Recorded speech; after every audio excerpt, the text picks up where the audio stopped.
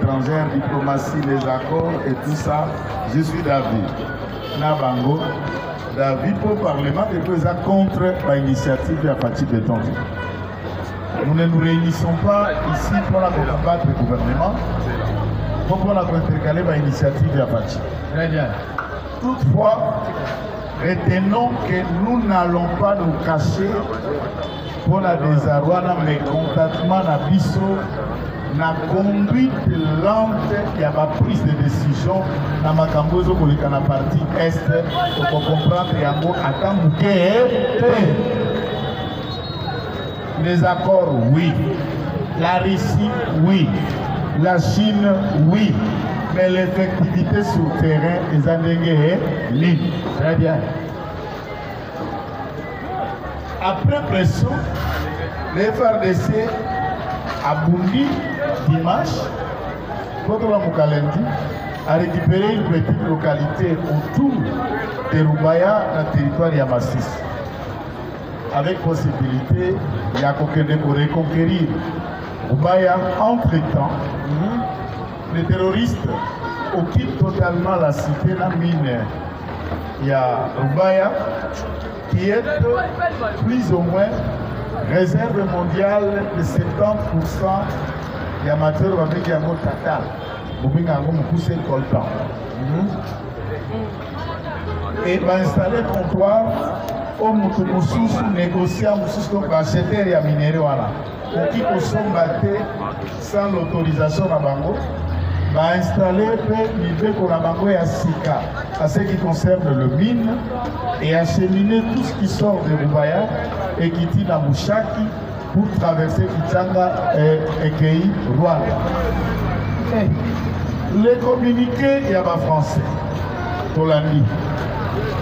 Hier, Moussa Faki, président de la commission de l'Union africaine, a donné un communiqué où la France souligne par les derniers mots. Nous partageons notre solidarité avec les victimes. Les États-Unis, qui n'est pas allé dans le dos de cuillère, qui pointent directement Rwanda comme responsable, il y a Oeleka qui n'a Mugunga. Entre-temps, les États-Unis, la France, tout comme la Russie, la Chine, qui semblent être d'accord avec nous. Comment ça se passe pour identifier les amis? Si la Chine est avec nous, doit initier une résolution du Conseil de sécurité dans le sens il y a pour sanctionner économiquement le Rwanda et politiquement. Le monde entier sait que le budget à Rwanda, tant qu'on mobilise la recette pour fonctionner, ne se mobilise qu'à la hauteur de 45%. Et les 55% qui constituent à 100% du budget rwandais viennent de l'aide internationale. Lesquels de pays, à cause des bombardements rwandais, a suspendu son aide pour le Rwanda? Aucun pays. Lequel des pays qui a signé un communiqué a proposé une résolution au Conseil de sécurité pour sanctionner économiquement Rwanda et prendre des mesures qui s'imposent? Aucun pays. Très bien. Il communique et par la suite, va renvoyer Bishop Dozado pour aller trouver la résolution dans cette crise congolo-congolaise Rwando par la voie diplomatique. Nous ne sommes pas contre la diplomatie. C'est vrai, il y a qu'on rencontrer des détracteurs. Mais une diplomatie qui ne vient pas à bout de la situation que ça a inquiété les Congolais, nous n'allons pas applaudir. Et c'est ainsi que Bissot, Parlement OEV patriotique, opposons. Dans les jours qui suivent, Congolais nous sommes là dans Bissot au Kiko Panza Sangouane, avec nos maigres moyens. Et le soutien des autres Congolais pour rejoindre Bissot dans l'idée. Donc on imprimer plus de 5 000 drapeaux russes. Très bien. La pancarte n'a pas calico, il y a Poutine. Et nous allons mobiliser les Congolais pour que ça la marche avec mes mots que nous avons déjà constitué et qui est en train d'être rédigé, l'ambassade de Russie, pour demander à Poutine de prendre la main en République démocratique du Congo et de nous bouter Kagame hors de nos frontières. Et à la même occasion, le gouvernement sera forcé de comprendre que un partenaire, c'est celui qui vous aide dans une situation et non pas celui qui souffre, qui chauffe, à vous souffler et le chaud et le froid, tantôt avec les ennemis, tantôt avec vous. Vous savez que la formation par les officiers, ce sont les Français et les Belges qui forment. La brigade Eugène, brigade, il y a la force spéciale pour créer des réactions rapides, le guépard. C'est les Français qui forment. C'est vrai. Mais même quand vous formez, même quand vous nous appuyez, c'est quelle sorte d'aide? L'Union européenne, oui, d'un côté financièrement, il appuie un franc, la formation à FRDC. La échange, la Bissona Bango. L'Union africaine, qui n'est qu'une organisation de coquilles, de vides insignifiantes à travers le monde, puisque je ne me souviens pas depuis création, il y a IA qui le coma OIA à l'époque, le coma IA. Quelle a été la résolution? Il y a l'Union africaine face à des questions, il y a ma prise d'armes, il y a ma guerre, il y a ma agression et le conflit entre États. Une organisation qui est incapable. Il y a qu'à sanctionner un État membre et le président signataire qui engage cet État dans la Union africaine. Un communiqué, c'est pour nous condamnons. Mais nous condamnons, c'est toute la population peut faire ça. Les communiqués, même où il a écrit son communiqué, nous l'avons lu, nous avons écouté. Mais on en a marre de ces communiqués de trop. Nous condamnons, nous condamnons, nous condamnons. Et après, nous disons, si l'équipe du ministre de la Défense ne sont pas à la hauteur des attentes des Congolais, Franchi Béton, Amata Mbemba, Pembeni, en formant le gouvernement, tient bon à trouver un bon ministre de la Défense, en formant le gouvernement, tient bon à revoir l'équipe de l'état-major général, des hommes de tout au gouvernement, FRDC dans l'efficacité qu'il y a. Quand on crée réserve de la défense nationale, laquelle va réserviste vous avez nommé par ordonnance, cher président, général Padir. Nous le savons. Et après nos enquêtes, depuis nomination l'année passée, le général Padir ne s'est même pas déplacé de Kinshasa pour arriver dans la zone opérationnelle place Mawandale du Bazali. Et nous avons cherché à confiner pourquoi. Tantôt certaines sources, il était malade. D'autres sources, ils trouvent que Agokiko Keneliso pour s'occuper d'un combat, va combattre Kala, puisque lui-même c'était un résistant. Par contre, adjoint à Indaza qui était dans la zone opérationnelle. Il faut savoir à Koyeba, qu'est-ce qui bloque pour que celui-ci ne soit pas sur la zone de terrain. D'un côté, Bawazalen prémisse d'un soutien direct pour permettre de aux alentours de la cité de Binova, venant du territoire de Massissi, certains hommes non notamment identifiés qui se font passer au Kola Bawazalen créent beaucoup de troubles et ils font tout pour se nourrir.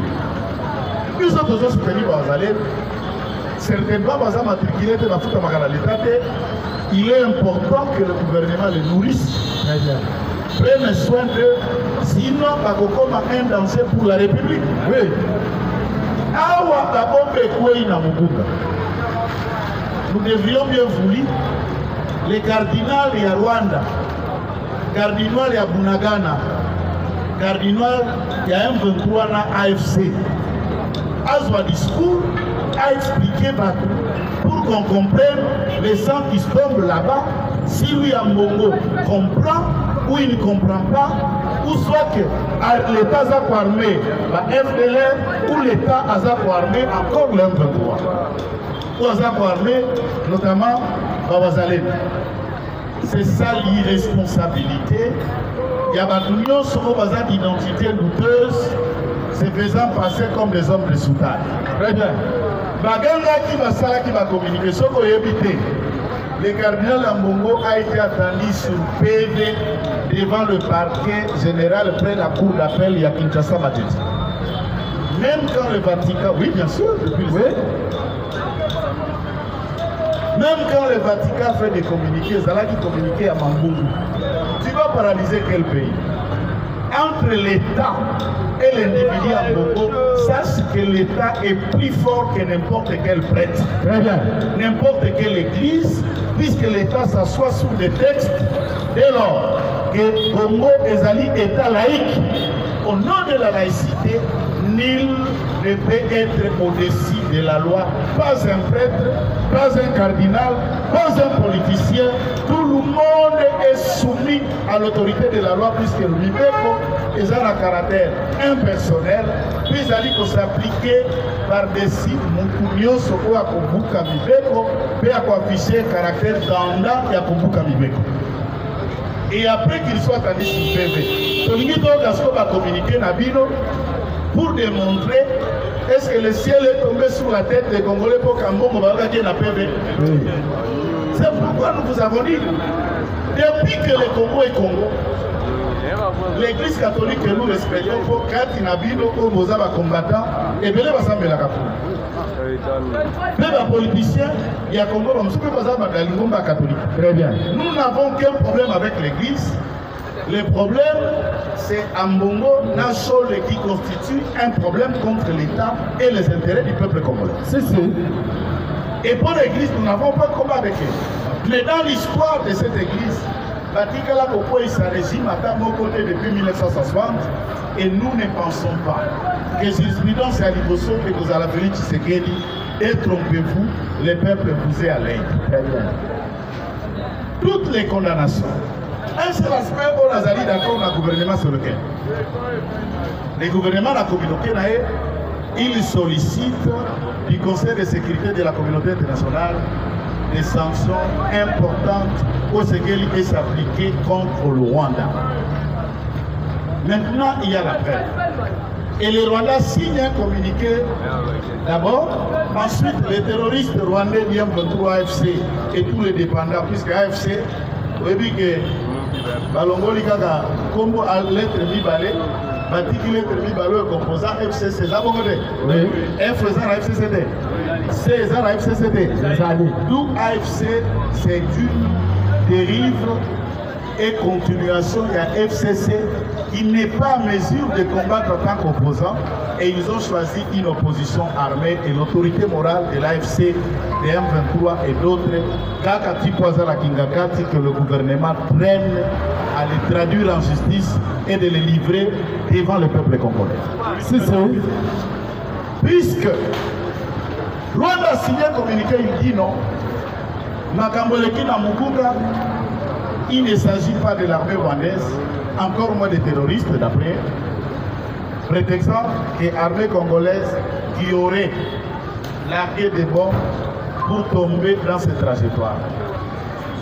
Après enquête, puisque les États-Unis basés dans la satellite, aux alliés sophistiqués au monde, et ces informations relèvent, il y a service à sécurité américain à CIA, qui prouve à suffisance après analyse et à radar là satellite que les armes sont venues dans les camps dirigés par l'armée rwandaise et non pas l'armée congolaise. Puisque le Congo, malgré tout, qui condamné peut lever, le gouvernement de la République n'a pas vocation de tuer son propre peuple. Et ces bombardements ne sont jamais l'œuvre, il y a FRDC, c'est une œuvre purement rwandaise et c'est une distraction au Motoakoki qui prêter attention à Tamboukete. Très bien. Ces armes, ces bombes et les morts autour déplorés viennent du Rwanda et de ces supplétifs terroristes il y a M23. Voilà pourquoi, en sollicitant les sanctions, nous demandons et exigeons au gouvernement, tant que nous sollicitons l'enquête internationale, il faut saisir l'instance pénale internationale, notamment la Cour internationale, la Cour pénale internationale de justice et la Cour internationale des droits de l'homme face à ces agressions qui sont qualifiées d'après Stasi à Rome, crimes de guerre et crimes contre l'humanité puisqu'il s'agit d'un camp de déplacés au Bazali sous surveillance des Nations Unies, au Bakobengaka, programme des Nations Unies pour les réfugiés. Il y a un drapeau bleu des Nations Unies qui flotte là où sont ces déplacés. Et c'est dans un camp pareil qu'on est allé tuer la population civile sans défense. Qu'est-ce qui doit arriver du point de vue des droits? Le Congo doit reformuler la plainte dans la bonne et le procureur de ces pays doit accepter à enquêter pour établir des responsabilités, évidemment, pour établir un mandat d'arrêt international contre Paul Kagame et tous les autres dignitaires du M23 qui tuent la population civile sans cause. C'est l'objectif. Après ce bombardement, un camp de déplacés à Babo Bakimaki, zone occupée par le Rwandais, qui sont venus de l'autre côté à Goma pour se faire sécuriser, se disent, non ben là, Tokimi Kuna Fotos à la sécurité. En restant ici, il nous arrive de tomber un camp. On commence même à penser, Bazonga Kuna côté M23 Baza, Bazonga Banda Kuna Bango, village Nabango, si la mort va leur prouver que tout à Bango Kuna. Juste pour créer des arrois à la la population et démontrer que le régime ou le gouvernement ne sait pas vous sécuriser. C'est un combat médiatique, tactique, pour jouer la psychologie de la peuple. Lorsque nous mettons pression contre le gouvernement et les actions du président, ceci ne veut pas dire que nous nous engageons derrière les opposants. Non. Opposition à Congo est tout fakara. Très bien. Et il n'en existe aucune opposition. Quand on a convoqué les cardinals devant la justice, et après qu'il soit répondu, tous les communiqués à la soi-disant opposés à Vanna opposés à Facebook, opposés à Twitter, là opposés à YouTube. Il n'existe plus aucun autre communiqué ni un plan sérieux. Vous pouvez ne pas être d'accord avec Félix Tshisekedi, mais vous pouvez être d'accord avec le peuple congolais, puisque les actions menées par lui et ce qu'il a profité n'a plus son peuple. Très bien.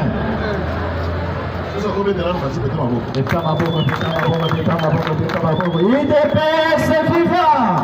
IDPS vivant! Lumbe!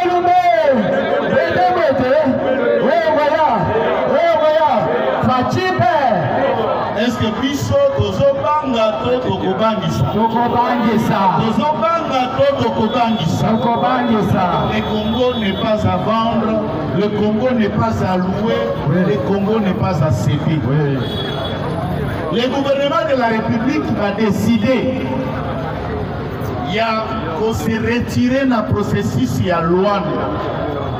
Le processus à négociation peut pour parler, puisque l'Union africaine va désigner l'ORES pour être facilitateur et rapprocher les deux camps de point de vue pour qu'il y ait une solution pacifique et monarque. Entre-temps, de l'autre côté, celui-ci qui pense pour créer un climat des escalades, peu à peu pour que les pourparlers aient avancé, ne fait que tenter de conquérir des zones minières. Ne fait que tenter, il y a pour avancer encore des bombes, même dans le cas de Sud comme Minova est en train de subir de tomber à Babon. Tout le gouvernement ne peut que se retirer. On a dit communiqué, Toyoki. Mais, cher président, retrait, il y a un processus à Luanda. Et c'est une solution palliative ou contraire. Nous nous retirons du processus, ça veut dire qu'on négocie, donc il ne faut pas en essence, qu'est-ce que nous faisons sur le terrain? On laisse ces liens-là, on considère Kagame, Dengezali, et là tout le monde se sert à un discours, il y a moins de escarmouches pour tenter à crasser Bisso devant le visage. Il avait dit, maintenant les Congolais tombent, qu'est-ce qu'il a en train de faire? Peuple congolais, Bisso Tozalakanabango la base. Peut-être que le lot, devant les bureaux climatisés, on ne comprend plus ce qui se passe à la cité.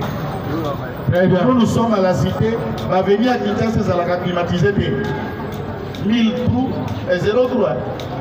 0 trous et comme 1000 trous par avenue. Et là où nous passons, ils nous disent chaque jour, Bolo Banafachi, Tolingi guerre. Et là, comme Soussou, Bureau Assemblée nationale, le 8 Yahweh Kouvanda, et demande aux deux chambres du Parlement congolais, que l'on voit un état de siège, déclarons maintenant un état de guerre.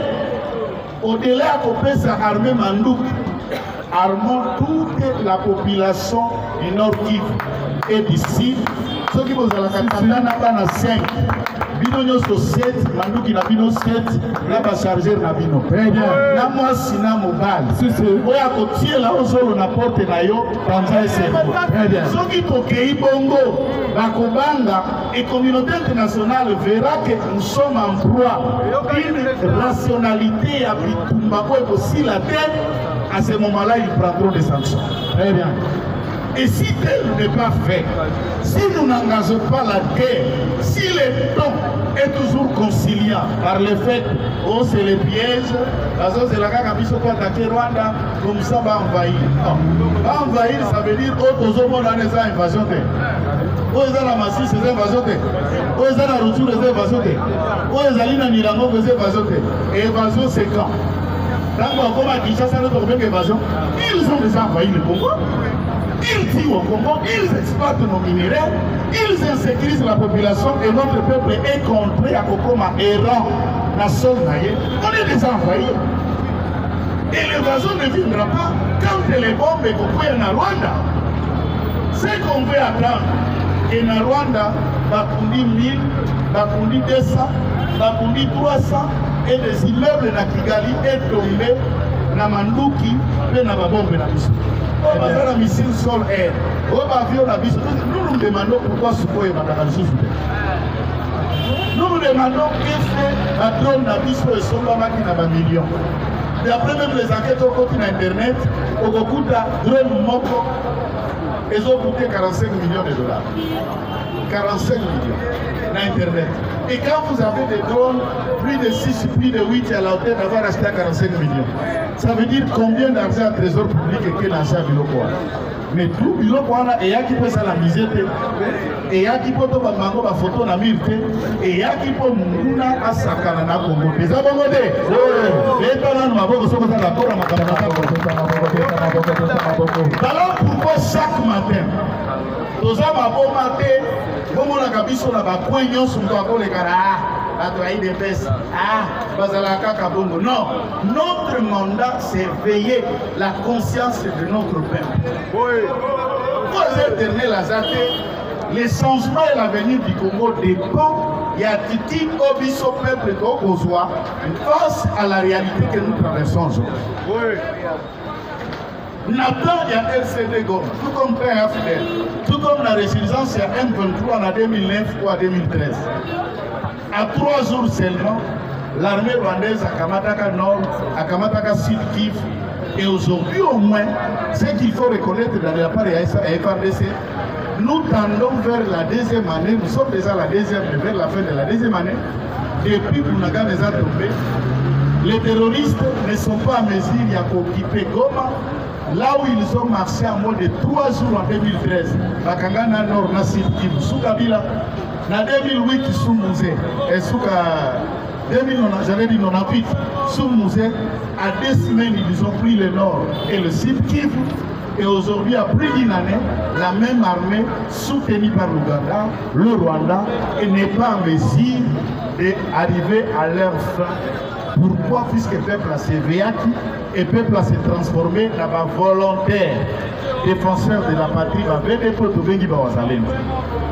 Et le Wazalène ou le Mouzalène en Swahili, ils ont un état d'esprit pour caractériser l'ensemble de notre peuple dans chaque province. Si, lorsque nous pensons qu'à Ezabatuya Est, à Ezabiloko à Goma, à Ezabatuya Kuna, Batakuna Baza Konyokwama, Ezabola Moussapia Lokolozo Zoka, Tozana Sikama, et l'Issolobité, Ezamena Moussapi. Or, douleur y appartient en tout moko et affecte à l'ensemble du corps au Congo mal à l'aise, au Congo puisque le Congo est un corps.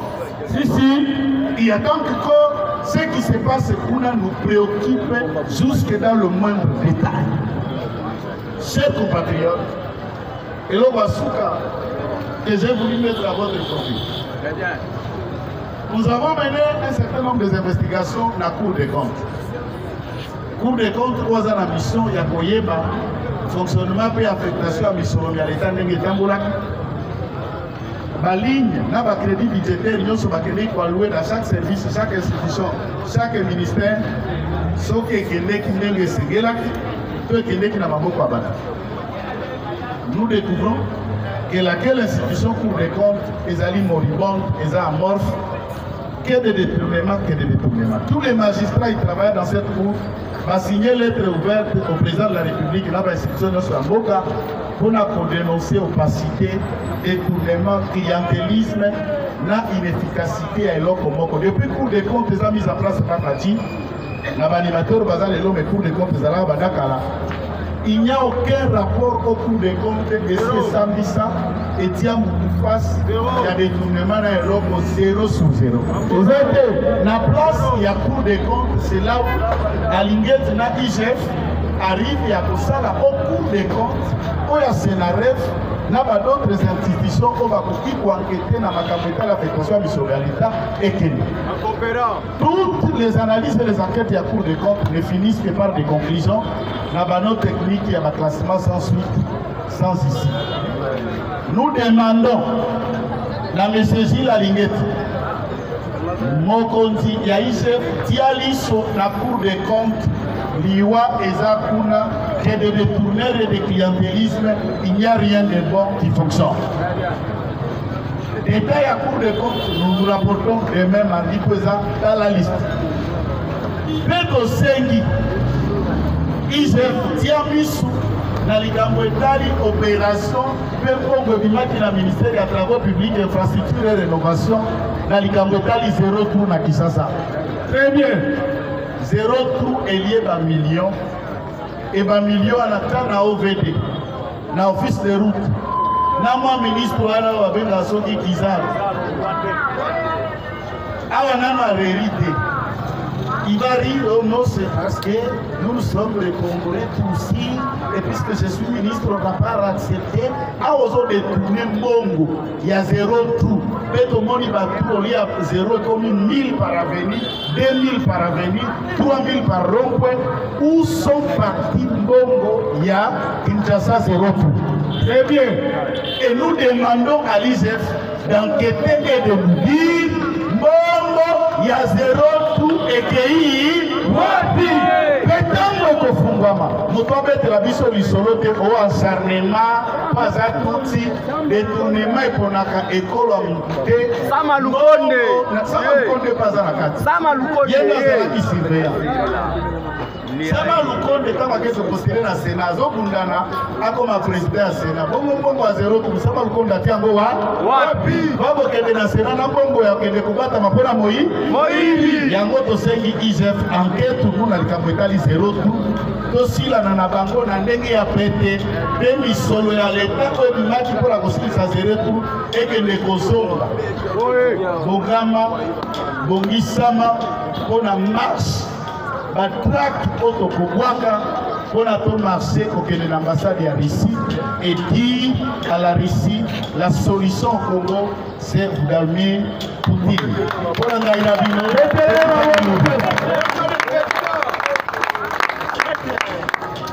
Sama Lukonde là Tumbachi. Il doit passer vivant. Est-ce que vous êtes en Russie? Vous êtes en Russie? ezali initiative ya malamu ata ezala bamituka ezali kosala mpe bataxi esengeli bamituka wana ezala mpe na foto ya bisi ya kolakisa ke non peuple congolais alebi bame américain i topesi vivo alors tobeta cordon rené tobete maboko makasi maboko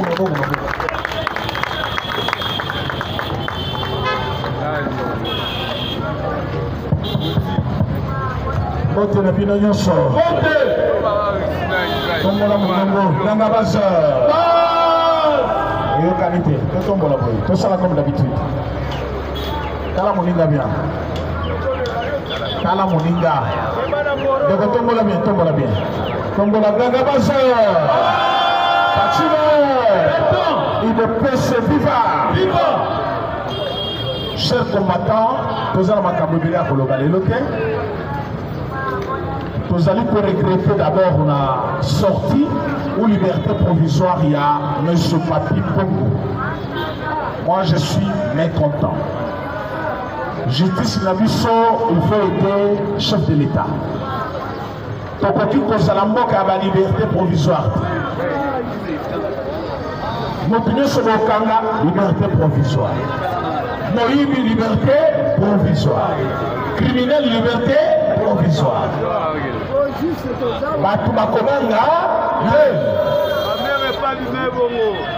Kamera Bimali Nanim. Les papiers pour ma Bimali. Liberté provisoire. Oh, il y a quelqu'un qui coule à côté à ma rebelle, comment il s'appelle, Henri Magie. Abimaki Nanim. Liberté provisoire. Donc, justice Nabiso, justice à liberté provisoire. Est-ce que c'est normal? François Mwamba. Les lots, awa tozali koloba. Banguna ayoki ya bango. C'est vrai. Au Kolo ya mercredi et jeudi, tout le monde, on était mécontents. Kolobaki batona bakote biso na Bunagana et na Goma babaki bombe et bobi batu et bobi bana mike. Mais c'est me koti muke quand on a moni que lobby ezaki mokolo na biso. Est-ce que bakombata bazao? Est-ce que bakobalingaka RDC bazao? Bakolo RDC totombola. Bana mboka na biba Rwanda te bakolo mboka. Tikalo ko likolo tombola Ganga Baza. Lokoko kalikolo tombola Ganga Baza. Pachube. Vous en parlement debout. Un parlement debout pour y a avec esprit on dirait au Kémé Satongo. Ganga Baza. Olné. L'homme est ça qui vous colle na biso. Banguna bayoki ya bango. Est-ce que tu es gagné? Nabi Tumba, tu vas couper à Baza Basoda. Et non les autorités, tu es gagné. Basoda Balobi, a obisonné tous les victimes. Ma collègue Bukana, Banina Bazo Kufa. Binokuna, oh Kalo, Bisoto cause la mode de la binoté. Bisoto Kobunda, le Lotiwa. Tango Babani Kobunda, Mokola Lobi. Je pensais voir encore le bruit Yaba Rwandais. Nous les avons beaucoup tués, ça je dois vous avouer. Le bruit Rwandais va confier. C'est vrai. Nous avons enregistré aussi quelques pertes parmi le rang des soldats congolais, quelques militaires, encore sa communauté armée. Quand vous avez un FARDC à Betty, il y a comme la victoire à FARDC. Il y a que parmi les FARDC. Mais total à résultat final. Quand nous avons Kobunda, Kokanisa Teke, Kakayo nous a gagné, il y a que mon nigga a pris à Moulouki, à la munition à Kati, aux hommes étaient pas à Zobé. Mais là, nous sommes aux Alaka Batuya, oh, recule le Sokina numéro 1 stratégique. Cette reprise stratégique jusqu'au bout. Parce qu'on a un qui va le dire, il y a une reprise stratégique à bout. Aux alliés chefs des opérations, aux alliés général-major, aux alliés nan, on a compris sa troupe ordre. La lobby de Koyo Kalisu Sumutu, comme nous l'avons nous payé par Rwanda Zana. Nous avons fini la chef de l'État. Nous avons fini la chef de l'État à cause de l'autorité sociale. Mais vous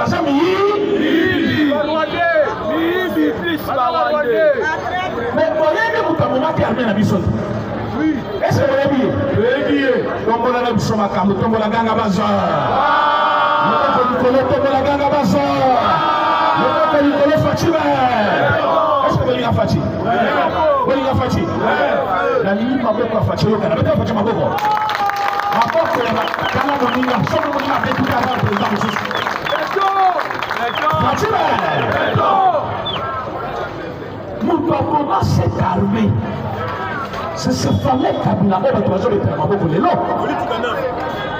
yo mona na mboka nini oke kosala eloko bazobenga mixage okambati basoda ya mboka mosusu osangisi na basoda ya mboka na sikoyo baforme armée moko moye ya koyeba oyo rwandais oyo congolais ezalaki te parce que bazalaki koloba monoko moko. Alors ce qu'on s'est basé sur présentation physique na ye on s'est trompé parce qu'à l'est nous avons d'autres tribus bazoloba mpe kina Rwanda et bazali na morphologie otali okoloba rwandais pourtant za congolais. Alors il n'y avait pas moyen de distinguer un congolais et un rwandais. Mais les accords furent signés na Rubavu n'a signé l'accord Raymond Tchibanda. Est-ce que vous avez Raymond Tchibanda? À l'époque, il était ministre des coopérations étrangères. Oh, il est comme ministre des Affaires étrangères. Qu'est-ce que Raymond a fait? Raymond a signé des accords. Dans l'accord, on a signé principale disposition et le biboyer. Rwandais ne soit là qui seigneur de guerre. C'est-à-dire que c'est la Kabipumba a côté qu'on a poursuivi par la justice congolaise. C'est-à-dire aux allez au la Nanga, aux allez au la Makenga, aux allez au la Abissimwa, nous sommes qui autorité il y a rébellion à côté qu'on a poursuivi par l'armée congolaise. Nous allons congolais. Nous avons côté le Nanga Kunayo, Abomi Bandekunayo, Bananayo, Balekinayo. Mais au lobby, à table de Colombo, côté justice et la délaïe. Est-ce que l'Inimo Kanayo? Voilà la disposition et le disposition à lobby, chaque Rwandais, ou à ça des jeunes à Congo, à ça capable de la politique active, c'est-à-dire à côté qu'on postulé, à côté qu'on voté, à comme député, sénateur, président, tout comme il n'est pas à la droite à voter. Les leçons qui ont en France, on peut voter? Aucun Amérique on peut voter, aucun Amérique on lui donne ma député, on change ma nationalité, on peut voter yo. Mais comment se fait-il que Rwanda a changé la nationalité? Aïe pas il faut ma député, il faut ma sénateur. Exemple, Nyarugabu, Moïse, est-ce que Moïse Rouberwa? Mais ce sont les exemples typiques, ce sont les Rwandais. Est-ce que Namoka Oyo, Ruberwa Azala ministre? Est-ce que Namoka Oyo, Ruberwa Azala vice-président? Est-ce que Namoka Oyo, Ruberwa Azala député national? Mais en guise de quoi un étranger, à quoi comme ministre Namoka Oyo? C'est dans ce pays où Kabila nous a mis un chef d'état-major général. Où Azali, le numéro 1 de l'armée congolaise, un Rwandais. Na Congo James Kabare. Tangu James Kabare bazongi na Rwanda bachaki yenan. Chef d'état-major général, ministre de la défense, le Lobachaye, conseiller stratégique en matière de sécurité, il y a pas le cas. Comme cela ne suffisait pas, chef de la diplomatie rwandaise comme ministre des Affaires étrangères. Doit coopérer avec le pays voisin pour trahir le Congo. Maintenant, Kabila a beaucoup fait du mal au Congo.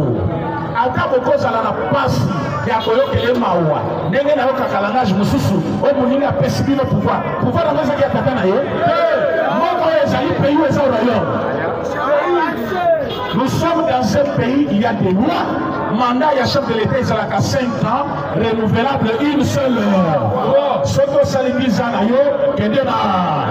mais ce Kabila fait combien? 18 ans. Si vous avez fait un Melita, pouvoir. 18 ans, il y a ça dans le et donc, il y a ça jeunesse ne se sont abandonnés, pas licenciés, pas gradués. Ce sont des chômeurs, les travailleurs des Indiens, où ils ont maltraité matin, midi, soir. Pour la ligne, diplôme la bango, ils ont sur la valeur à cause de M. Kabila. Il a englouti notre système éducatif. Est-ce que vous voyez bien? Les lois attendent aussi aux diplômes de la licence. Il n'y a pas qu'à ma colonne à poto qui doit revenir à zéro. Vous savez pourquoi? Le premier va te Kanyata. Moi, dans les lots, je vais faire dissertation lobby. Je vais micro tandela il y a 1 minute. À ça, les lots, une seule phrase en français. À ça, déjà, la 6e des humanités, on comprend que oui, parmi eux, par la maille de Bazali, on a gagné l'école bien, on a parfois le français, mais niveau d'études, on a vu ce que et ça, ils sous-soutés. Mais ça cause des cabines. Mais les lots, à quoi vous connaissez la maboko, vous connaissez comment la mutumalamu, les lots, à quoi vous comparez la Tshisekedi, Tshisekedi, à quoi vous tombez, on va salir pour exiger Bissou. Est-ce que la combattant va ça? Est-ce que la vraie Congolais va ça? Est-ce que quand on va le Congo va ça? L'accès identité, une paix viva. Il y a des gens ici. Est-ce que vous avez une paix va ça? Identité, une paix viva. Une paix viva. Mes chers frères, chers combattants, je dois vous dire ceci. Biso tozana compte ya korandra dans la mutumoko. Bituma oyo biso tokuta yango et j'ai sali déjà plus de 25 ans. Est-ce que vous avez 25 ans à Maramoké? Aïbi Mabena Mala, Moutoua Oumeli Nandaku, 18 ans, 20 ans, 25 ans. Yo côté lycée, place à Korote la Dominela. Tu sais qu'il y a 5 ans au pouvoir aux 6e année. Bituma toujours tout à l'élo, Batuma Créaki Yango, Bangone Bazo c'est la mission de l'eau, moi c'est Bituma, moi c'est la Moki, mais ils étaient au pouvoir depuis 18 ans. Pourquoi c'est ça qui Bituma? Les lots, on va aller conseiller la mission à compte. Banane va mener mission à Rwanda la Congo. Banane va chaki va Rwandais, na ba top ya ba grade armée. Banane va chaki va ministre va Rwandais. Mais là va comme Koloba, si c'est déjà incompétent, si ça Bitumba. Oui, la continuité de l'État. Donc aussi ça Bitumba. Mais Bitumba il y a 25 ans, donc aussi ça va Kolomoko. Parce que Bino va tout créer qui Bitumba, Bino va tout changer la Bitumba. Les lots peuvent perdre mon Bimba. Bazongeli M23. L'on peut perdre et comme M23. C'est comme ça c'est là contre la chef de l'État. Au 5 ans Moubima, assis sur Bitumba. Moi c'est là qui 18 ans. La Congo a déjà 5 ans. Soit vous avez sali 15 ans, à sali 3 mandats. Oh, à sali 18 ans, à sali combien? Presque 4 mandats. Dans 4 mandats, en tant que cette identité, on a dans Zanango. Est-ce que va tirer le bino yango? Il faut dans l'accès.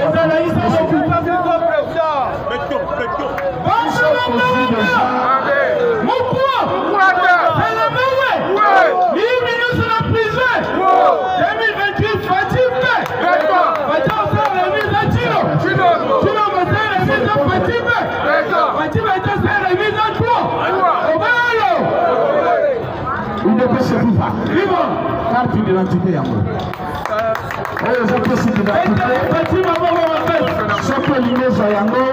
D'ici 3 jours, lancement officiel, Congolais nous sommes gratuitement.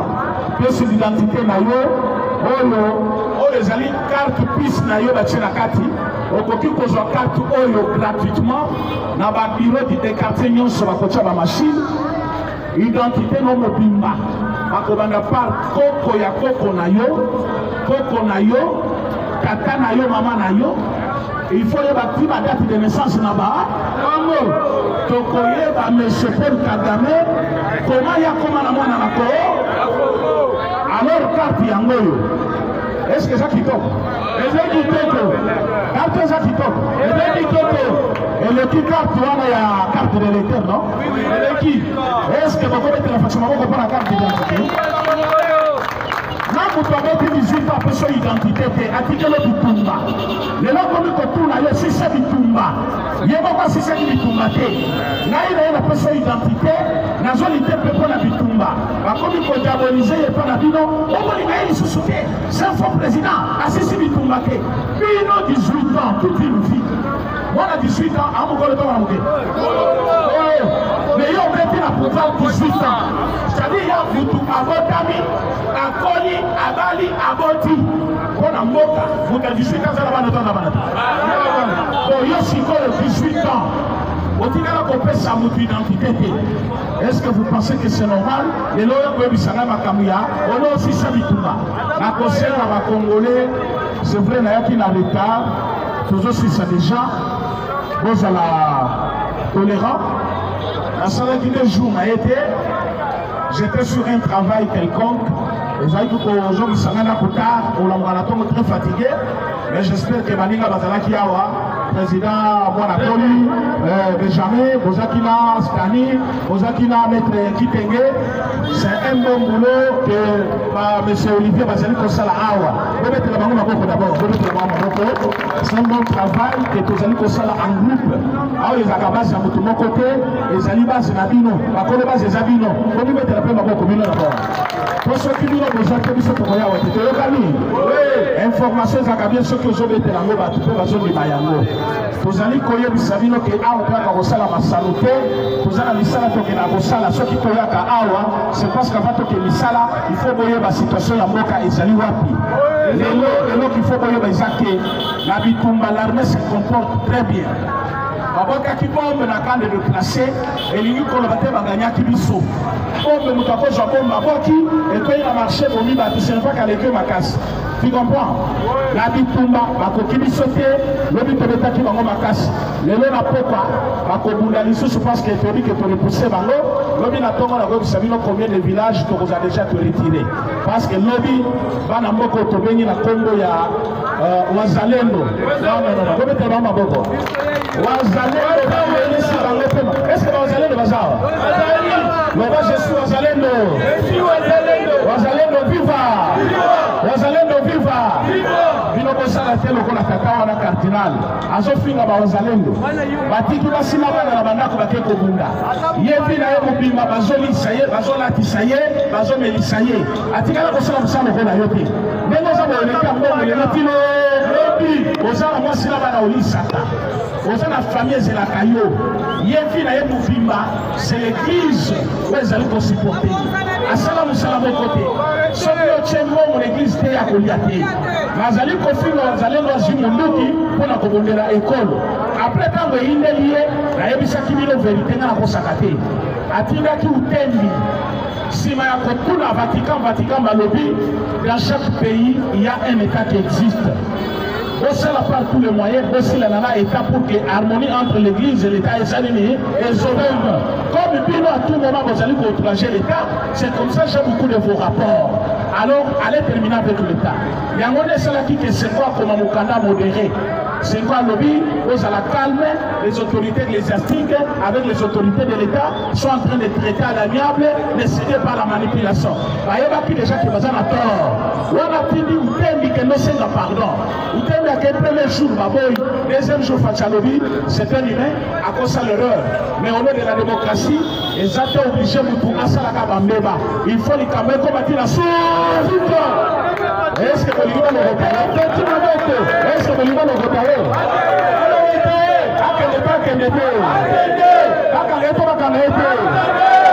nayoki mususu wana tata manefu bazobisa biso azongi awa azongi azokanisa kini ezali kini ekozala te biso tozoya bezo tomona ye ntango tokomonaka ye nde tokotuna ye okendaki wapi obimelaki nzela nini kaka bino nde boya kawa oyo mboka eza kimia bino boluka makambo bino moko mboka nga tata na ye mboka nyonso eza na mibeko soki osi mibeko te mokama